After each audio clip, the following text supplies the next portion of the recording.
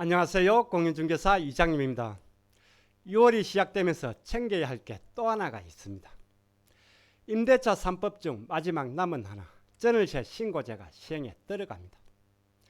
2021년 6월 1일 이후에 새로 임대차 계약을 체결하게 되면 계약일로부터 30일 내 계약 당사자, 임대인과 임차인은 계약 내용을 관할 지자체에 신고를 해야 합니다. 기존의 확정일자 제도란 게 있습니다.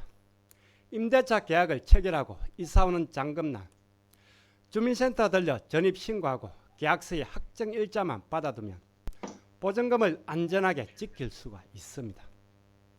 그런데 확정일자 제도만으로도 충분한데, 그리고 간편한데 왜 굳이 힘들게 귀찮게 임대차 계약을 신고까지 하라고 할까요? 해답은 영상 후미에 알려드리겠습니다. 2021년 6월 1일 시행 주택임대차 전월세 신고제, 어떤 내용인지 간략히 표로서 정리를 해드리겠습니다. 시작하겠습니다. 구독, 좋아요는 필수입니다. 시작하겠습니다. 어째 하다보니 어느새 구독자가 3만을 넘었네요. 이러다간 10만 유튜버가 되는 사태도 벌어지겠네요. 모두에게 감사드립니다. 기념으로 광고 하나 하고 시작하겠습니다. 이장님 공인중개사입니다. 모르는 쉽고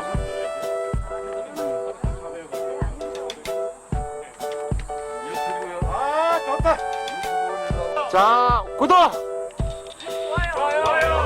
자, 다시 구독! 다음에 시국이 안정이 되면 번개 한번 하고 싶네요. 번개 산행. 제가 사는 근처 수도권 모이기 좋은 곳에서 언젠가는 끝날이 오겠지요.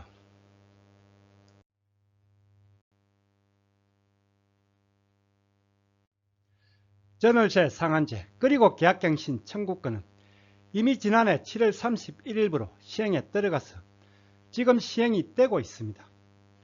그리고 주택임대차 3법 마지막 남은 하나, 전월세 신고제, 드디어 6월 1일부터 시행에 들어갑니다.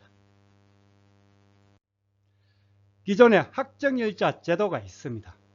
임대차 계약하고 전입신고하면서 계약서에 확정일자를 받아두면 보증금이 안전하게 지켜집니다. 전월세 신고제도 이와는 크게 다르지가 않습니다. 가장 큰 차이는 의무적으로 신고를 해야 한다는 겁니다. 신고가 강제됩니다. 신고를 제대로 하지 않으면 과태료 처분까지 받게 됩니다. 주택임대차 계약 체결일로부터 30일 이내에 계약 당사자가 임대기간, 임대료 등 계약 주요 내용을 신고하도록 의무화. 국토교통부 홍보자료에 이렇게 나와 있네요.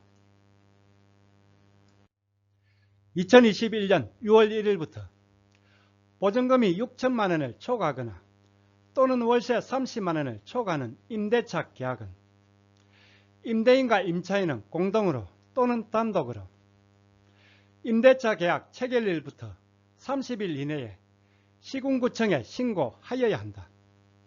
이번 시간 강의할 전월세 신고제 내용을 간단히 요약하면 이렇습니다. 새로운 신규 계약 그리고 갱신 계약 모두 신고 대상입니다.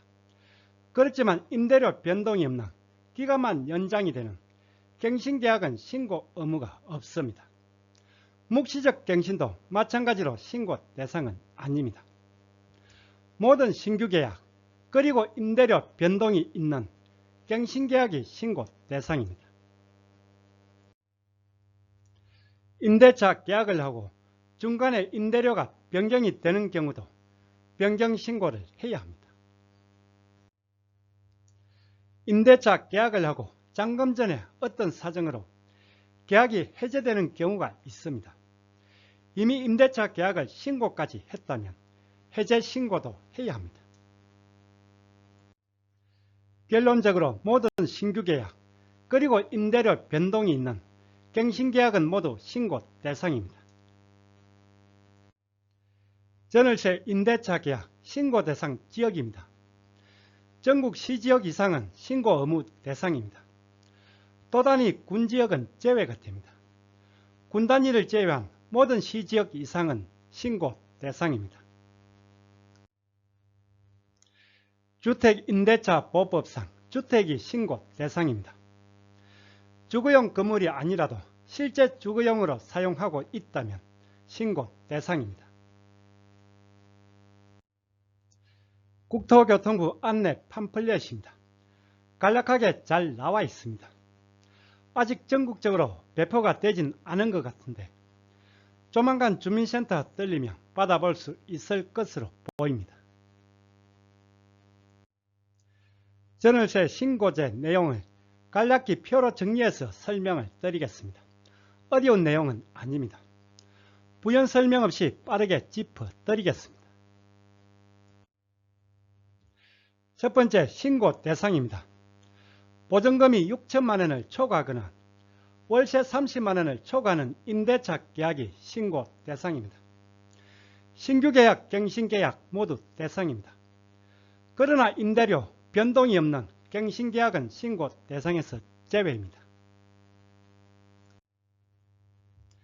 신고 대상 지역입니다. 도지역의 군 단위를 제외한 모든 시지역 이상이 신고 대상입니다. 군 단위 읍면 지역을 제외한 모든 시지역이 신고 대상입니다. 신고 의무자는 계약 당사자, 임대인과 임차인이 공동으로 신고를 해야 합니다. 그러나 계약서가 있으면 임대인과 임차인 중 한 명이 신고를 해도 됩니다. 실전에서는 계약서 가지고 임차인 혼자 신고를 한다고 보시면 됩니다. 신고 기한입니다. 임대차 계약일부터 30일입니다. 잔금일 기준이 아닙니다. 계약 체결하고 30일 전에 신고를 해야 합니다. 보통 잔금이 계약 후 2, 3개월입니다. 깜빡하면 과태료 대상이 될 수도 있습니다. 계약하고 주민센터 들려 임대차 신고하고 그리고 잔금날 다시 들려 전입 신고하고 두 번 일을 하게 되네요. 신고 관청은 시군구청입니다. 그렇지만 조례로 임을 할 수가 있습니다. 실제 신고는 읍면동 사무소에서 한다고 보시면 됩니다. 그리고 인터넷으로도 신고가 가능합니다. 인터넷 신고는 부동산 거래관리 시스템에 들어가 하면 됩니다. 현재 부동산에서 매매거래 신고를 여기서 하고 있습니다. 여기 들어가서 신고하면 됩니다. 인증서가 필요하고 신고하는데 별 어렵지는 않을 겁니다. 다음 6번째 신고 내용입니다. 계약서에 있는 내용 전부라 보시면 됩니다. 임대차 계약 신고서 양식입니다. 임대인, 임차인 인적사항을 기록합니다. 임대 목적물, 즉 임대하는 주택의 주소 등 현황을 기재합니다. 임대 계약 내용입니다. 임대료, 계약기간, 계약일, 그리고 갱신계약의 경우 종전 임대료, 계약갱신 요구권 행사 여부도 체크를 해야 합니다. 신고서 내용이 좀 복잡해 보입니다. 그러나 임대차 계약서를 지참해서 방문할 경우는 따로 신고서를 작성하지는 않습니다. 계약서만 제시를 하면 됩니다. 다음 신고 의제입니다. 임대차 계약서를 첨부해서 전입신고를 하게 되면 신고 의제가 됩니다. 즉 임대차 계약 신고를 한 것으로 간주가 되고 따로 신고서를 작성할 필요도 없고 그리고 주택임대차 보호법에 따른 확정일자가 부여가 됩니다. 전세든 월세든 임대차 계약을 하고 계약서 들고 주민센터 들려 전입신고를 하면 임대차 계약 신고를 한 것으로 간주가 되고 그리고 확정일자도 부여가 된다는 뜻입니다. 쉽게 말해서 지금 하고 있는 방식과 큰 차이는 없습니다. 단지 앞서 얘기한 대로 이제부터 반드시 해야 하는 의무사항입니다. 마지막으로 위반시 제재입니다. 반드시 해야 하는 의무사항이다 보니 임대차 계약 신고를 위반한 경우는 과태료가 있습니다. 기간 내 신고를 안 했거나 거짓 신고를 한 경우 100만 원 이하의 과태료 처분 대상입니다. 22년 5월 말까지 2년 동안은 계도기간입니다. 2년간은 유예가 됩니다. 부동산에서 임대인과 임차인이 만나 전월세 임대차 계약서를 작성을 합니다. 그리고 30일 내 주민센터 들려 계약서를 제시하고 전입신고까지 합니다. 잔금일이 30일 이후인 경우는 잔금날 전입신고를 하면 되겠지요. 주민센터에 계약서를 제시하고 전입신고까지 마치면 임대차 계약 신고를 한 것으로 간주가 되고 그리고 확정일자도 부여가 됩니다. 안내문에는 이렇게 나와 있습니다. 임대차 계약 후 임대차 계약서를 첨부하여 전입신고를 할 경우 임대차 계약 신고를 한 것으로 보고 주택임대차보호법에 따른 확정일자가 부여. 내용은 별 어렵지가 않습니다. 그렇지만 대한민국 국민은 임대인 아니면 임차인입니다. 이번 기회에 한번 체크를 해 두시면 좋습니다. 기본적인 이 내용만 숙지를 해 두셔도 충분합니다. 어차피 계약 때 부동산에서 다 알려드릴 겁니다. 영상 시작부에 던진 질문. 확정일자만으로도 충분한데 왜 굳이 임대차 계약을 신고까지 하라고 할까요? 정답은 세원확보, 탈세 방지입니다. 2019년 소득분부터는 2천만 원 이하 주택 임대소득에 대해서도 소득세 신고를 하고 사업자 등록까지 해야 합니다. 지난해 그리고 올해 두 번에 걸쳐 신고를 했습니다. 지금까지는 신고를 안 해도 그냥 넘어갈 수도 있었습니다. 그러나 앞으로는 빠져나갈 구멍은 없을 듯 합니다. 그리고 임대차 신고제가 되면서 우리 부동산도 자유롭지가 못할 것 같네요. 이장님 공인중개사입니다. 오늘은 쉽고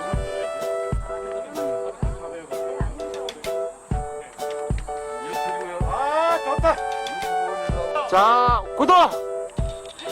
좋아요! 다시 구독!